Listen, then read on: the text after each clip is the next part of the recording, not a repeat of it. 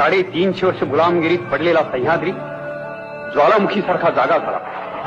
छत्र अथांग सिंधुसागर आणि अजिंक्य सह्याद्री एक झाले आणि हिंदवी स्वराज्य जन्माला आले. एकामागून एक गडकोट स्वतंत्र झाले आणि त्यातच एक अभेद्य आणि अजिंक्य गड शिवरायांनी काबीज केला की आणि गडांचा महाराजा किल्ले रायगड.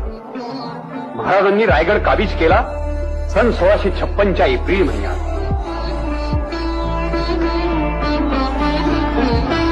उभ्या दख्खनच्या मुलखात रायगडासारखा दुसरा गड नाही.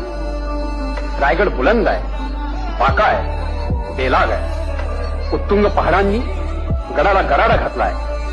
सीतेच्या हृदयात रावणाला प्रवेश मिळणं जसं अशक्य तसा स्वराज्याच्या शत्रूला रायगडात प्रवेश मिळणं ही अशक्य होतं. रायगडात शत्रू शिरेल फक्त फितुरी